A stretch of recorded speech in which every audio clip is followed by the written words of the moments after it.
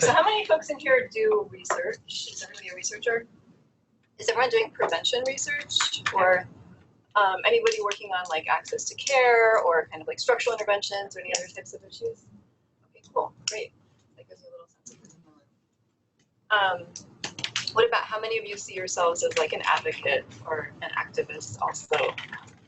Cool. We're almost there. Almost. Okay, great. I'm Daryl today, and he's a lot better at this than me. But it seems like we're getting there. You have all my sympathy. It's a rare session when there's something. Oh, it says live. This is live. Okay. So I think we're okay. So you can advance. Yeah, you can advance your slides. So. Yeah, they already are. Oh, yeah, but if you want to advance it. Oh, if you want to say. Here. Here. Just use the arrows. Okay, and you can just use yours. Okay, great. All right, here we go, y'all. Great to see you all today. So I'm going to talk about opportunities, why it's important to engage people living with HIV and really folks from impacted communities in research. I'm also going to talk about some challenges to doing that and some opportunities that I see, and hopefully we can have a great dialogue about that at the end. So just a little bit of context, where does this framework of meaningful involvement of people living with HIV or AIDS come from?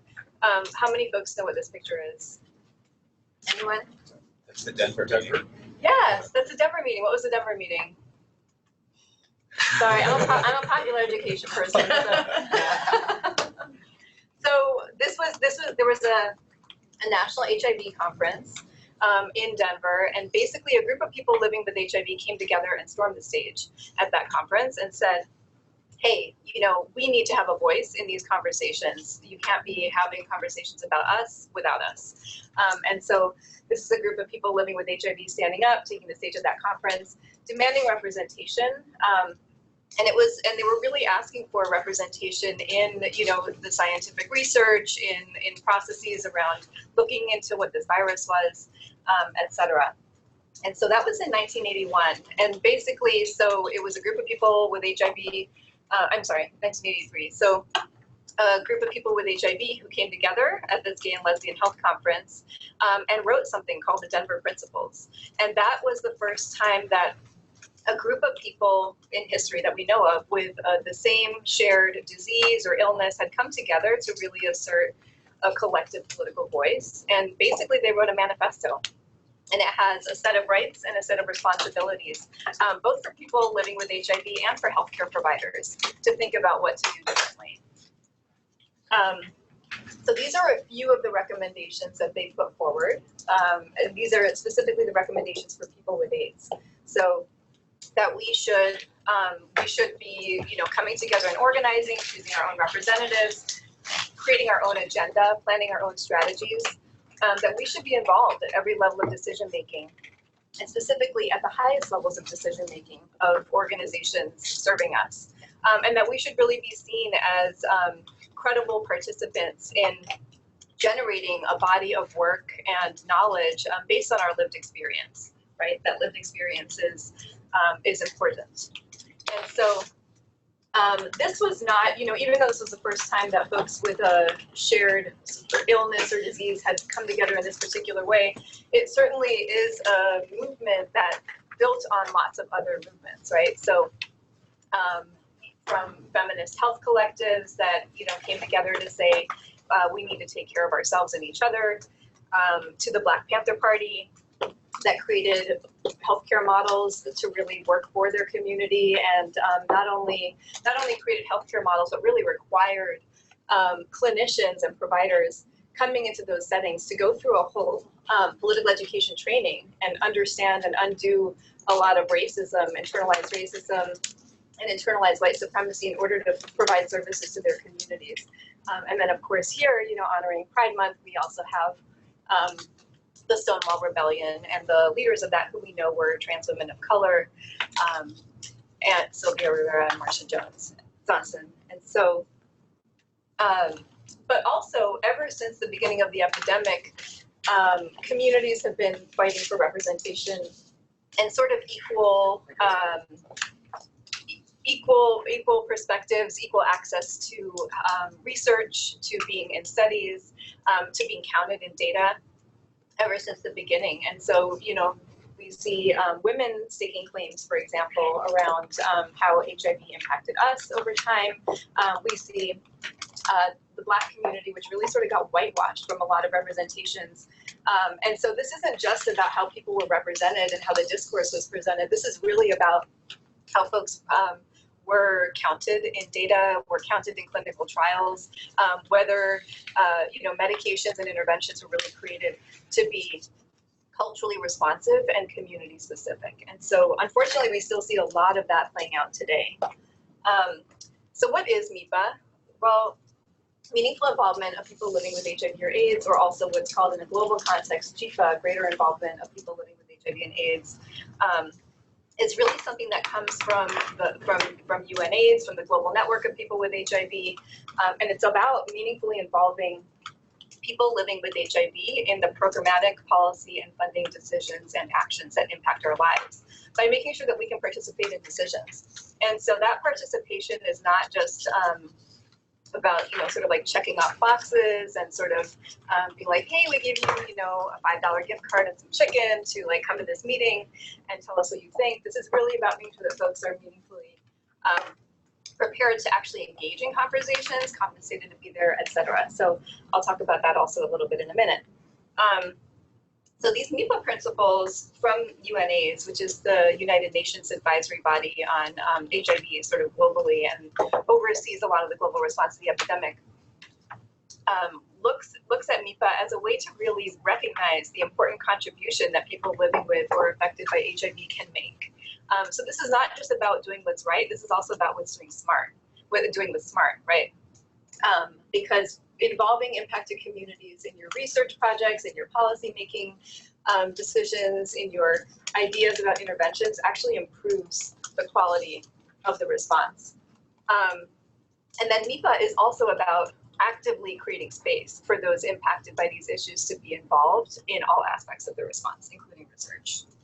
So some of the challenges we see, it's really funny because we've been kind of talking about this end of AIDS for a million years now. And even as far back as when the results of 052 came out, folks probably remember this is what was on the cover of Science magazine, Breakthrough of the Year. On The Economist, we saw this cover story, the end of AIDS. We were talking about the end of the epidemic in real sort of like concrete, mathematically modeled terms. We've been talking about that for at least like 6 or 7 years now, right? And yet we're still not there. So what's the problem? And President Obama also talked about this in his rearticulation of the National HIV/AIDS strategy in 2015, which was the update to 2020. But somehow we still haven't gotten there. And I would suggest that what is missing is really meaningful involvement by the communities most impacted in thinking about how we implement these biomedical interventions, right?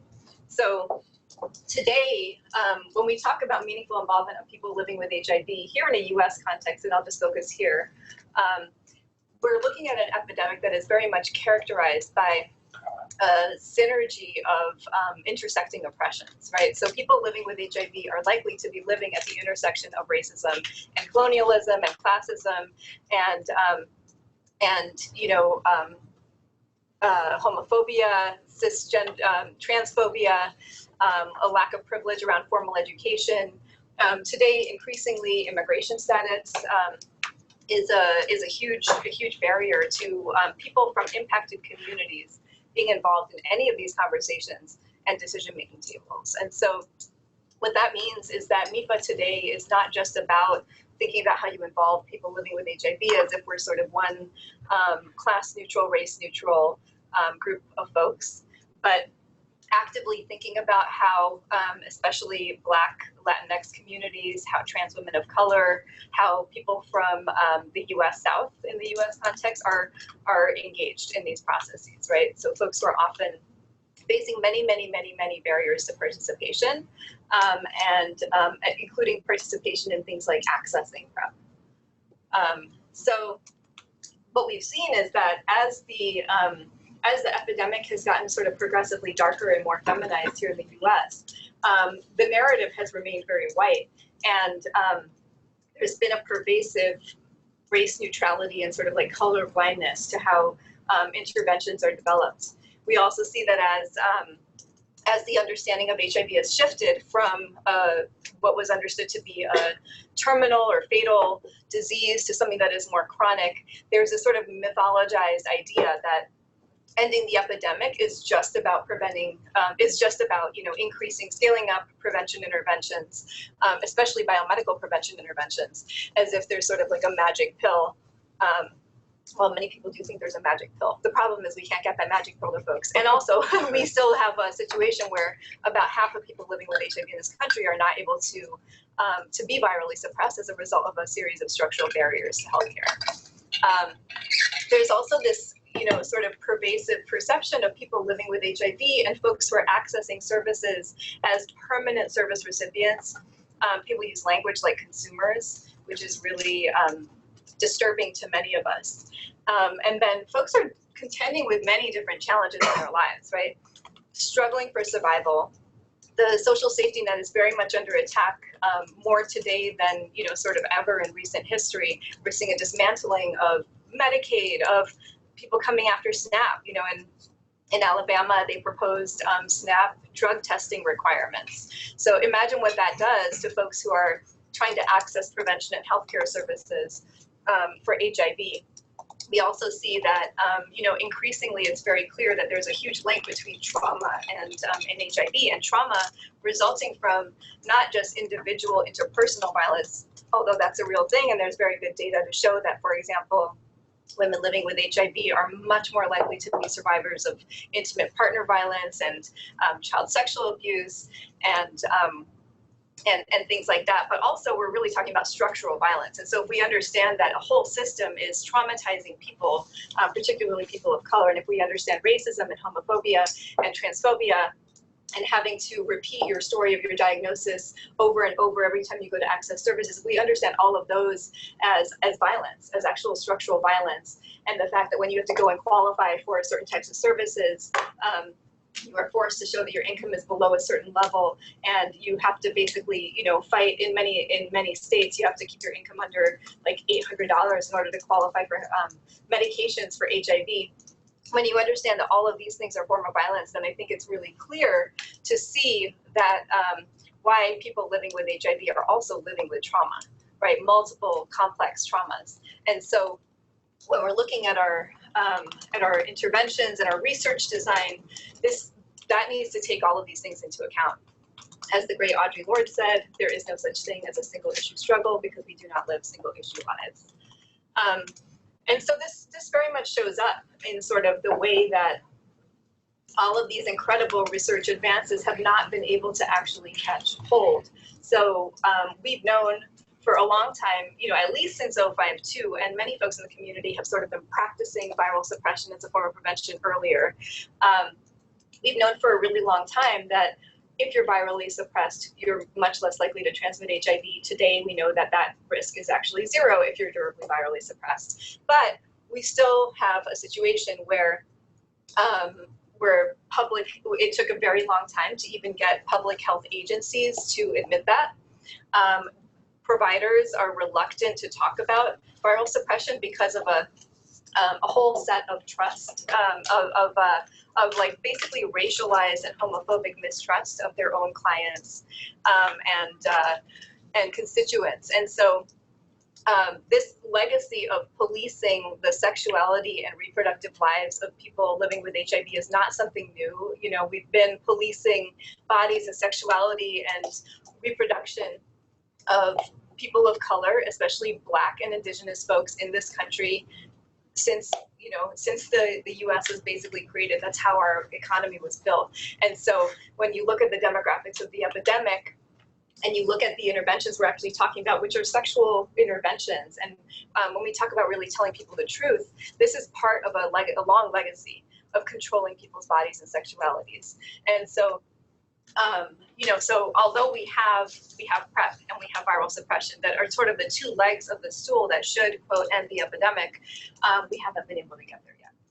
So And I talked about the safety net, but I think everybody is aware that although the current occupant of the White House has stated that in February that he plans to end the epidemic by 2030, his administration is systematically destroying everything that impacts many of the communities that are most vulnerable to needing to access services and who need prevention. And so why does this matter for researchers? Well, it matters for a bunch of reasons. One is because people are literally living in an environment, the most impacted communities here in the US are living in an environment where it is dangerous to even be who they are, where it is hard to even be seen for who they are, right? So trans folks, there's been a proposal to basically dismantle gender identity as a construct. So what does that even mean for people who need to be, for communities that need to be counted in data, for people that need culturally responsive services, gender responsive services?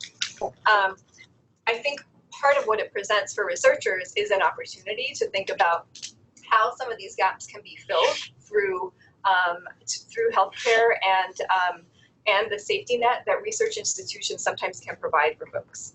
So I will talk about that more in a bit. But also, just to complicate things a little bit more, we also have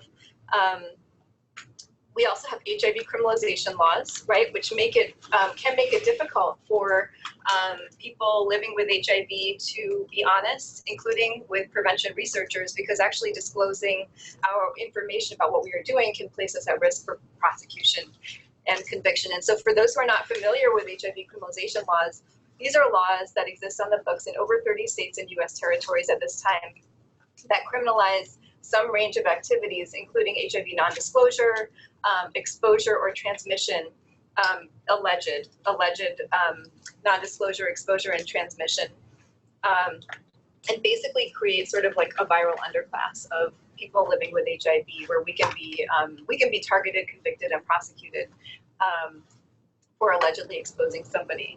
And so people are aware of these laws, and they have implications for the ways that folks can engage with research and particularly the ways that folks can engage with something like prevention research and be honest about what's really going on with them. So unfortunately, even though we have these criminalization laws, we have, again, from the administration, HHS put out this graphic earlier this month, actually on June 12th. And if you look at the bottom part of this graphic here, HIV Health Force will establish elimination teams in each jurisdiction to ensure the success of the initiative. This graphic has deeply troubled a lot of people living with HIV, and these are the kinds of messages that can just aggravate community mistrust of surveillance systems and of healthcare providers and the healthcare infrastructure. So if you don't understand what I'm saying, let me just explain what this is. So this is the graphic that HIV.gov, which is the federal agency, like basically the website of the federal government, looking at the whole HIV epidemic and our response. This is the graphic that they use to describe their new End the Epidemic plan. The End the Epidemic plan rests on 4 pillars. Number 1, testing, expanding testing and diagnosis. Number 2, scaling up prevention in the form of primarily biomedical prevention. Number 3, scaling up treatment in the form of antiretroviral treatment to suppress community viral load. And number 4, and this sort of like undergirds everything, molecular HIV surveillance, which is also called cluster tracking or cluster tracing. This is a surveillance system that has been used for a long time, but is increasingly used now. And CDC, as of January 1st, 2018, just funded all jurisdictions and required them to implement molecular HIV surveillance. And what that basically means is that viral genomic sequencing data of viruses of people who either test positive or who get resistance testing because they're thinking about switching their meds goes into a central database. It gets de-identified, it crosses state lines, it goes to CDC, it goes to the Los Alamos database, actually, and is used then to identify where lots of linked transmissions are happening. So it's basically, if there's less than, I don't know the number, maybe like 0.5% variation or something like that, in at least six linked viruses or more within a 6-month period, they send in disease intervention specialists and basically roll out an army, right? Which is what they're saying. The HIV health force is the army establishing elimination teams. The reason I'm going into that in so much detail is because medical mistrust, I know folks have talked for a very long time about medical mistrust, and of course we understand that, there's a whole history. There's a reason that people, especially Black folks in this country, don't trust the healthcare system and don't trust research institutions. But this is not helping. This is June of 2019.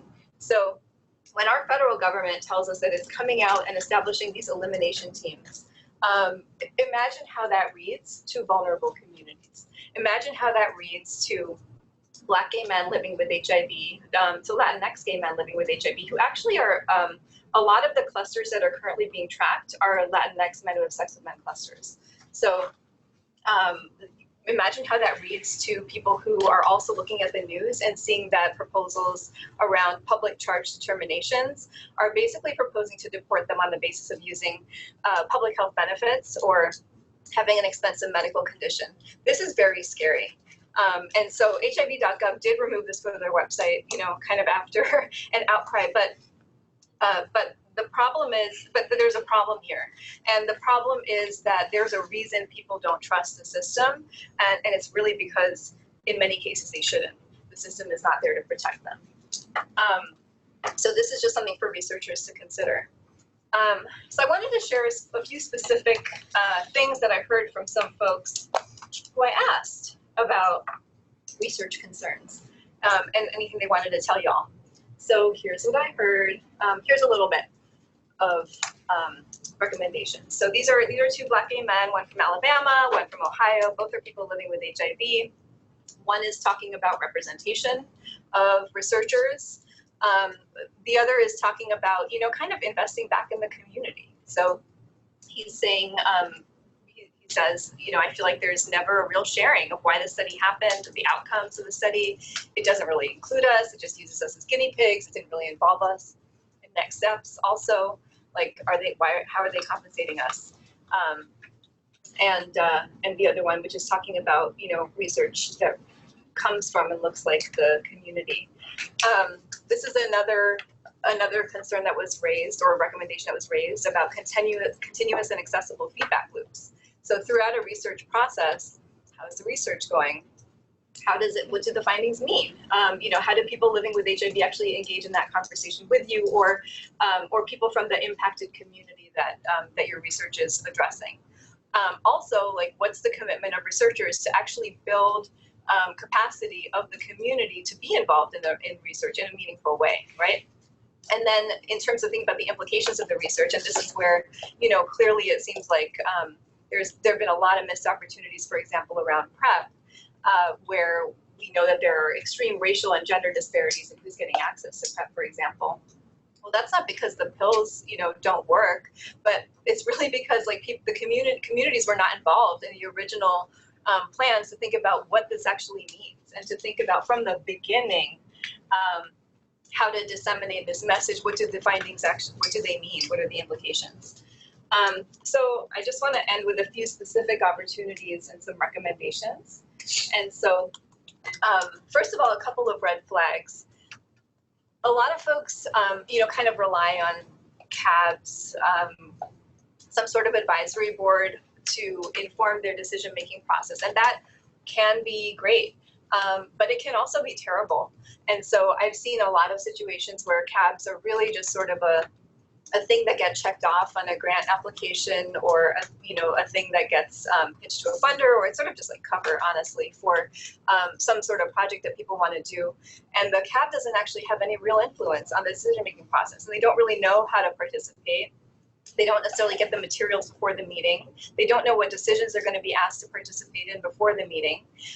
If they are getting materials, how are they getting them? A lot of folks don't have access to computers. 24/7. A lot of people aren't able to pay for Microsoft Office. Are you sending them information only as attachments or some kind of secure document that they can't even get to? Do they have a heads up that that's coming? Do they have enough time to read it and process it? What is their reading level? So really thinking about what these sort of structures look like where people are built into an advisory process. Also, sometimes folks are relying on the same institution that is where they're participating in a study. They're relying on that same institution for their healthcare. So that can create real power dynamics, right? Where people may not feel safe providing honest input. And so is there a way for people to really anonymously or confidentially provide their feedback? So that overall red flag is basically like, is your CAB disempowered? Well, maybe that means there's a way to think about designing it a bit differently. Also, this, concerns about sort of like safety or feelings. These are often code words for white fragility or other types of things. So when there are situations where a research team's like quote safety or feelings are being prioritized over the folks who are actually supposed to benefit from the research, that might be something to look into as well. Creating safe space doesn't mean everybody has to be comfortable. Sometimes, if the community comes in and is really telling you what they think, you're probably going to be uncomfortable, and that's okay. Like, we just have to be okay with being uncomfortable. That's our job, right? So also meetings where, your advisory group, your client advisory group, or your participant advisory group or whatever is sort of left wondering what just happened. We don't really understand the decisions that were made, or walking out like not really clear about what the decision was. That's also a red flag. And I already talked about the concerns about repercussions, but if there's a fear of open conflict, if like, often these are like racialized, classed interpretations of people presenting their concerns about what is happening, either in a research study or in a service provision environment. When people get characterized as sort of like the problem participant or the problem patient or the problem client, that is also a flag that perhaps something is could be addressed and could be done differently. So here's a great resource on white supremacy culture that might be of interest to folks, and I can share this in the slide deck afterwards. So some recommendations. Number one, really think of, and you can substitute for people with HIV. You can substitute whatever community you're working with here, right? So really think of us as your partners in figuring this out, not as your subjects, not as your consumers. And that's like from the beginning. Like, don't bring us in partway into your process. Bring us in from the beginning as your thought partners. Many of us really care. We really care that your studies work. We really care about the information you're trying to figure out, and we want to figure it out with you. And we have a lot of information from our communities that could really help strengthen your study. And pay us to be your research partners. Compensate us equitably. That can be things like, gift cards and stipends, but that's actually not what I'm talking about. You can structure in participation in different ways that are more substantial and more meaningful.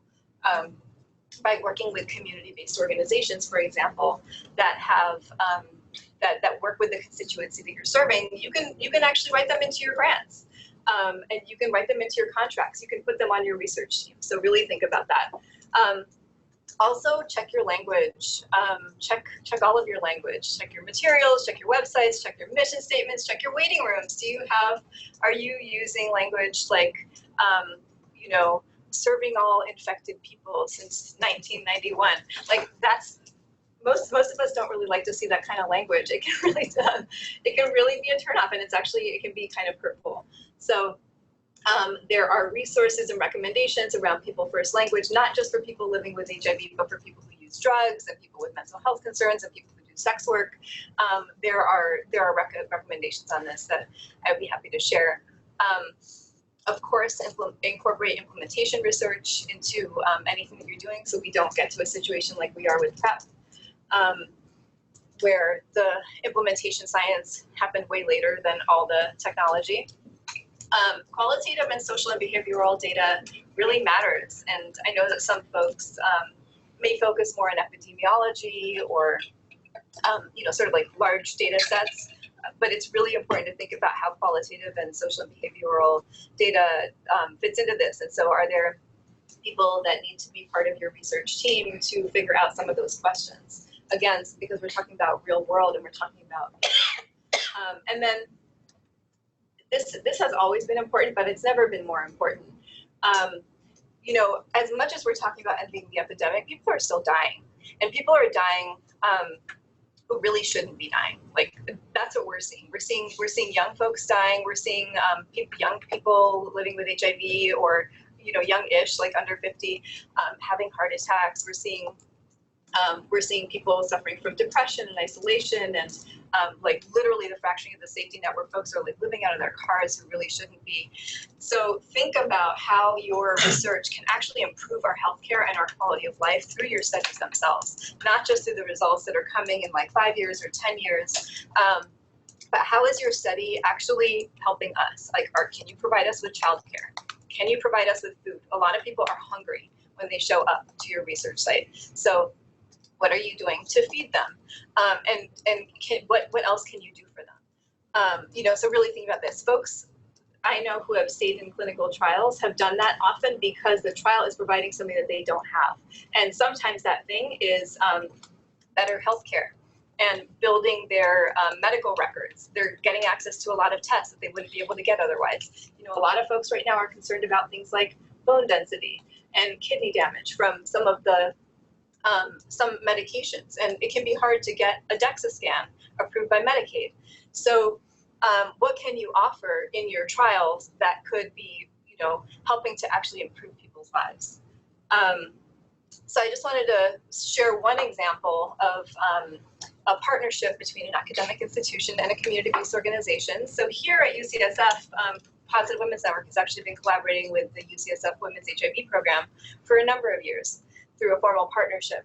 And we established that partnership back in 2012 based on, we had already been seeing a lot of,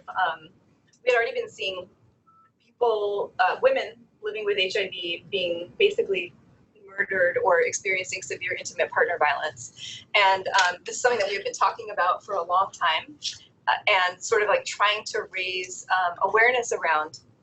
And it was continuously not taken seriously by policymakers because they kept telling us this isn't anywhere in the literature. The data doesn't back it up.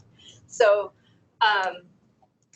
but in 2012, Dr. Eddie Moxinger from UCSF produced a meta-analysis of a number of studies, and then it showed up in the literature, right? And so, so then suddenly people started to take it seriously, and that included, we were able to get some metrics around and commitments around addressing the epidemic of trauma and violence as it intersects with HIV into the National HIV/AIDS strategy.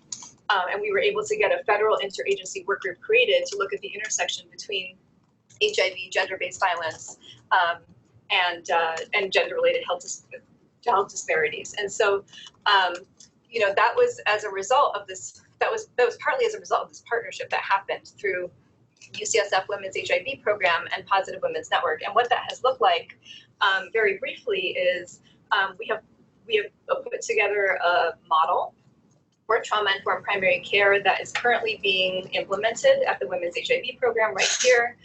We've also published several papers together. WHP has contracted us to be their advisors on this project. That means that we have also trained some of their staff. We've trained some of their peers. We developed an intervention, a trauma-informed leadership intervention for their clinic that's been implemented at their clinic a couple of times now. So these examples are available, and they work. And I think they strengthen clinics, they strengthen research institutions, and they also strengthen community-based organizations. And so, I think I've already said all of this. I won't go over it again. Yeah, same. So the last thing I would say is just, a request to really commit affirmatively to building leadership and building the power of the constituency on which you as a researcher are building your career and your reputation. So actively teach us about the research process so that our involvement can be better. We want to make your research better. it's for our communities.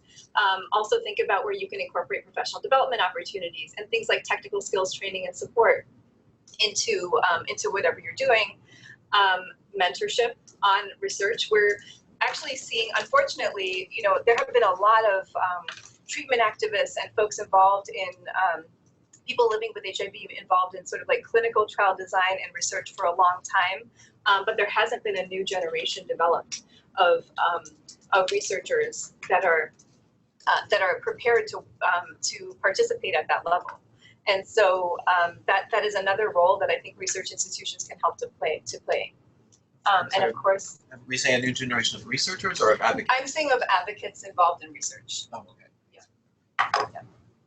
And of course, again, compensate folks fairly for what they're doing. So I think with that, I'll just open up for questions and discussion.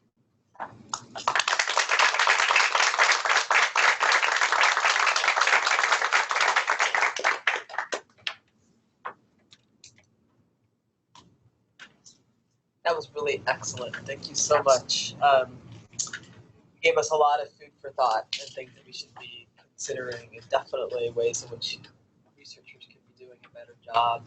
I was wondering, given that you all are currently in a collaboration, it seems like you've given us some really good ideas of best practices. I'm wondering if you could give us some examples of maybe some of the dissemination things that you all have done with that clinic in terms of making sure that people are involved, not only involved in the research from the beginning, as clearly you all are, but then also understand what happened from the research. Yeah, that's great. Thank you for that question. So, so that particular project, as I said, this is something that we as an organization have been sort of trying to sound the alarm about. Then we met this researcher who was also really interested in this topic, and it was kind of a great collaboration. So the first thing we did together was we actually organized at the 2012 International AIDS Conference in Washington, D.C. We were serving as one of the local community partners for that conference in the U.S., and that meant that we got a press conference.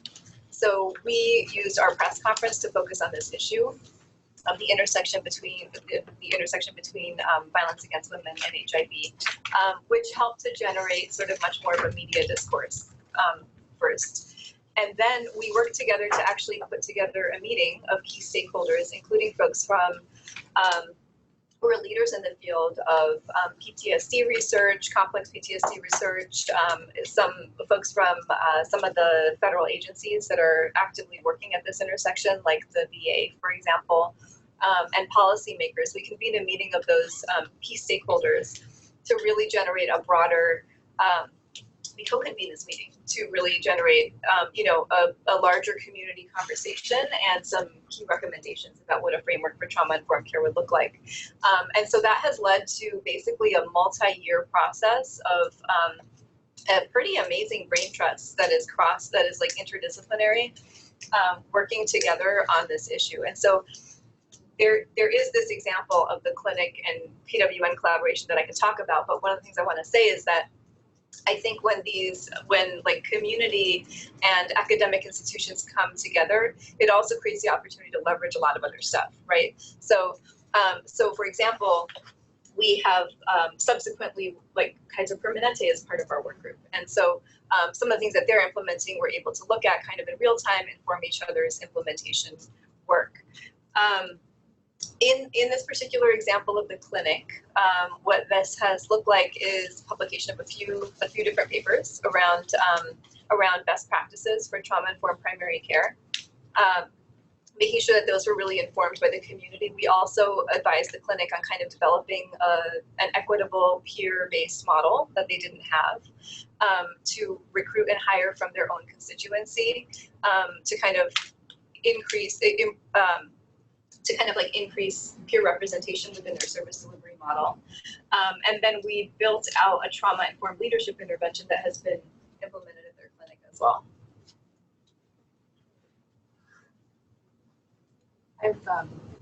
As putting the town hall series together, I reached out to Eddie Mountaineer before to try to bring him here, so perhaps we can connect and make that happen. This isn't really necessarily a question, but it's just something I want to say out loud because it's been on my mind so much lately, is that I was at the Transgender Health Summit. Gary Harper, another HIV researcher, was talking about his CAB on one of his studies, and it sounds like they were pretty intensely involved in the work, and that they've really been working to get them all their CAB members to become university employees, so that they would get benefits, and how just the struggles of making that happen. And then I was at a National HIV Prevention Conference at one of the PrEP community demonstration projects. They were sort of taking their peer networking people who might have been volunteers on another project and actually employing them as well, only to the limit of the number of hours just beneath healthcare benefits. They couldn't afford for that, but at the very least it was giving them like an employment history. So, and they said that nearly every single one, like all but one of their volunteers was able to then get a job because of their employment history with the health department. So I just think that the more we can work on trying to reframe things from participants to actual people who are getting salaried and getting money, and so that it can go onto their resumes and go into their pockets, really is an interesting progression of the work. I don't know. Yeah, comments or that's such a great example. Thank you for sharing that. I definitely want to learn more about that as well. We absolutely, economic compensation is a huge thing, fair, equitable economic compensation. We work with a lot of folks also, though, who can't have income show up on their, on their paperwork for various sets of reasons. And so we've found lots of creative ways to work around that, and would be happy to help folks think about that too. So there are ways to work around it. We do it a lot because we have people who literally can't risk, having income show up because they would lose access to certain kinds of benefits. In California, it's not as much of an issue because our income eligibility requirements are pretty high, but when you're working in states that have an expanded Medicaid, for example, it's huge. But there are lots of other ways that people can be compensated and not have it impact their benefits. Thanks for raising that. And then also this thing about hard skills and thinking about how folks can either build their resumes, their own CVs. A lot of people living with HIV are wanting to return to the workforce, even if they've been out of it for a while, and it can be really hard to go back. And so that is also something we work on as well. Did you have?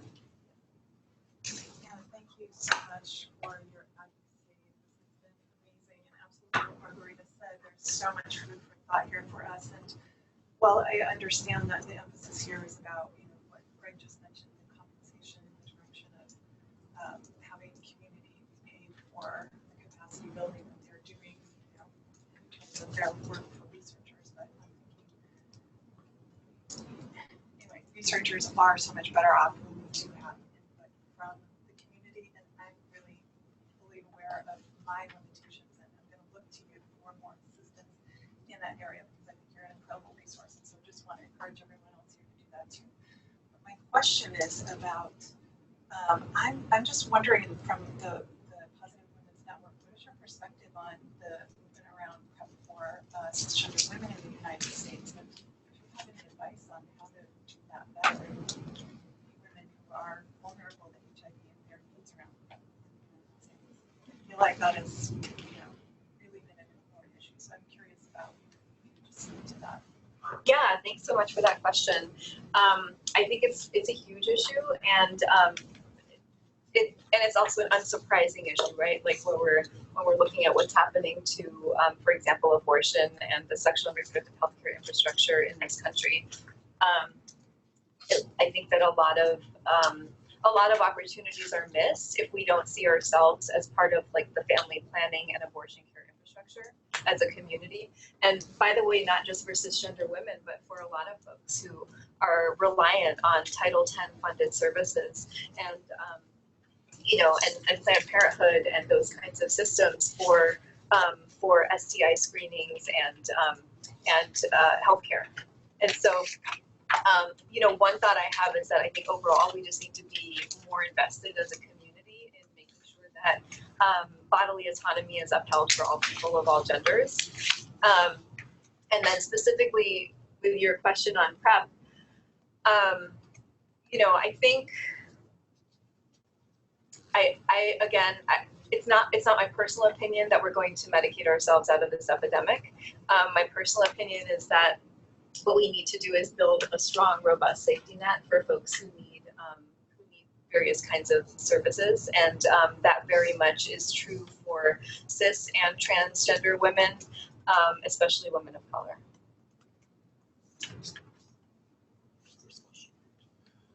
I have a question. So several of us in the room work on HIVCr, which is a national clinical trial, and you did a shout out, which I want to thank you, to the Positive Women's Network.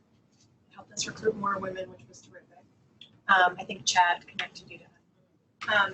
We have really struggled with our CAB in terms of, I think, both sort of having enough for them to do, giving them enough sort of concrete activities or things to provide feedback on, and then also having our CAB sort of get interested in or want to be involved in aspects of the study where we don't need them.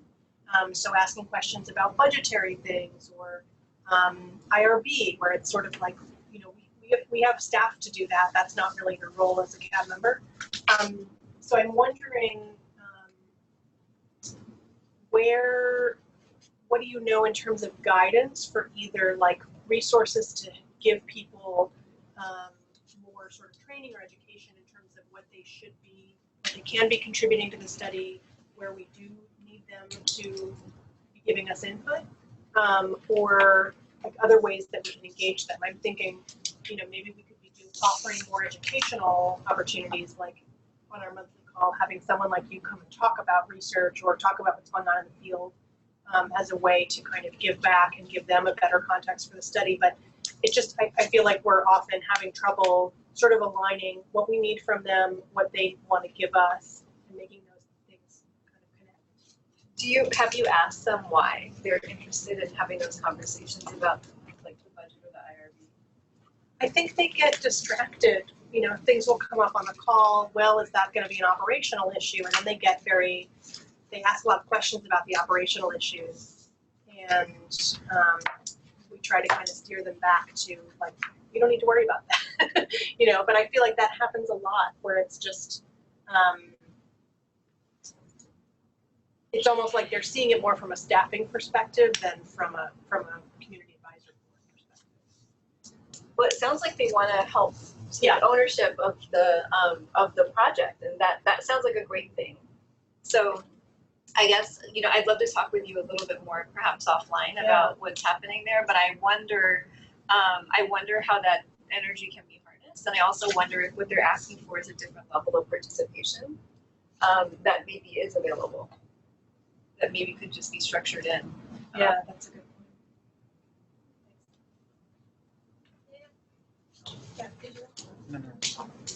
Thank you so much. Really enjoyed listening to the presentation. I wanted to raise the point for us researchers here at UCSF around the issue of language and use of terminologies in the presentations and our IRB. I have written several times to the IRB because I'm using the term subject in other documents. I've gotten no responses, and I've heard more people were kind of putting pressure into trying to change the language, and at the level of the NIH as well. Grants. I mean, in terms of, and I would like to hear what your suggestion would be for me as a researcher working a lot with community organizations and feeling the huge gap between the community organization and research within the university, where the goals are and the desires. There's a big disconnect that happening, and trying to propose research proposals where I was actually wanting community members to be on the actual NIH grant that were being submitted, and we got multiple times answers no, because you have to have a PI, you have to be this, or you have to be that in the other project, which was trying to do exactly what you're talking about, which is really engaging community members, people who were living with HIV, people in the community who knew a lot of, the issues that they wanted resolved in the actual grant proposal submitted to the NIH. And every time it was killed, it was zilch, because it wasn't the PI this or PI that. So what would be your suggestions, us as researchers, how can we change this mentality within our own organizations so that the grants are not so top down or certain within a really rigid Yeah, that's a great question. I have never written an NIH grant. I don't know what they look like. You know, so I'm sure there are people here with more expertise on that than I have. My one thought I do have is, you know, just kind of like figuring out where you can actually structure people into the budget in other ways, even if it's not as an investigator. Yeah, but we've tried that, but I think it's reforming what we can submit to the NIH, working with the NIH, changing the way our, you know, protocols are being submitted, you know. And I think there are working groups that have developed like consensus recommendations, for example, on things that should be shifted at NIH. Perhaps something like that could be a tool or a mechanism or a, you know, consensus statement around some of those processes that need to be shifted. But I mean, UCSF is an institution with a tremendous amount of power, right? So that seems like a good thing for UCSF to think about taking on, think about collaborating with other institutions on. Because it's a big gap. Yeah. Well, I would be happy to chat about that more, but it's not my area of expertise. Yeah. So I'm wondering, Nana, your thoughts around working with community, and sometimes community actually have limited exposure, and so given the limited exposure, just being able to think broadly, and I'm gonna give you an example.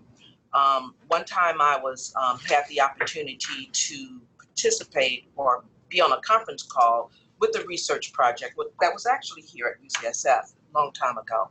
And it was about people who are re-entering, and it was about looking at chronic diseases and exercise and diet, stuff like that.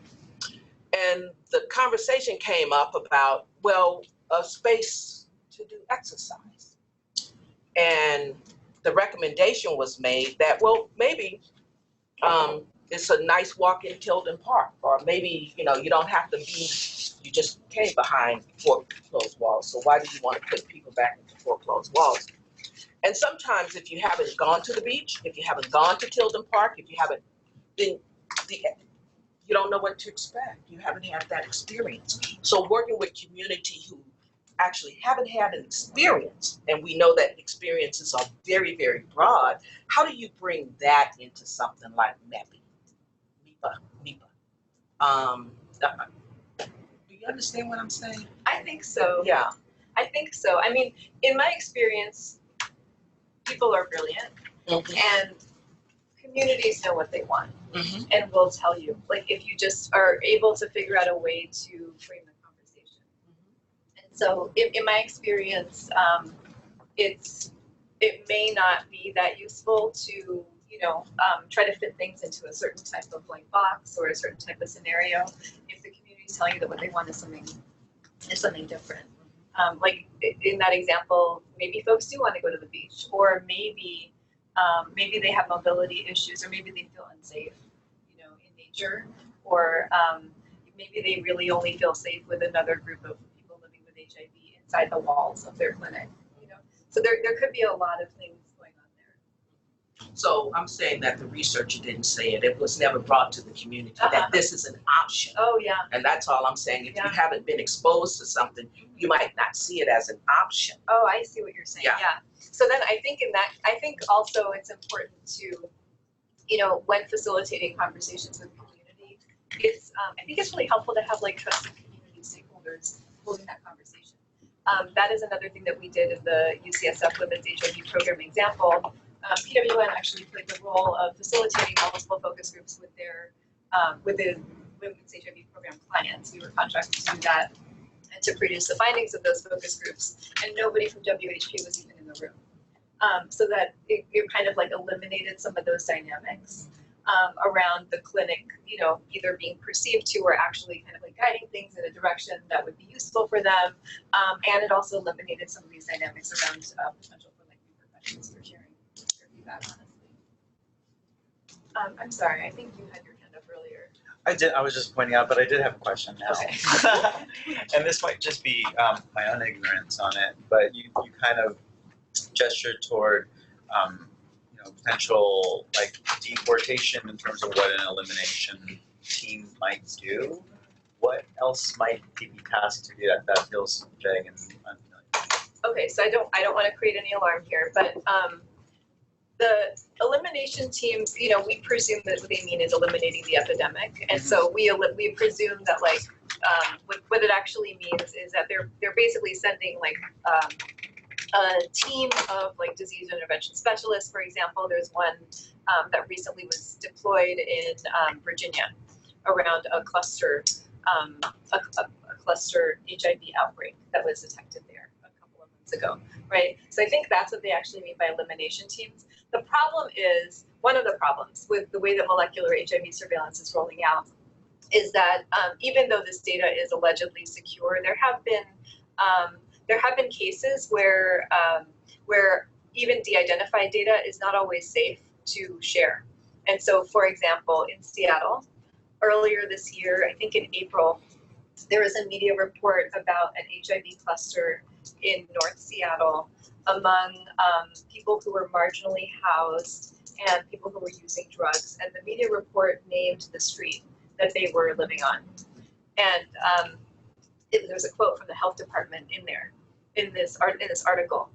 That clearly puts a lot of people at danger, in danger, interpersonal danger, community level danger, as well as police violence, type of danger for having that kind of information out there. I definitely don't want to create any sort of like fear about vulnerability of immigrant communities at this time, but I don't think that we can be too careful given what is happening right now.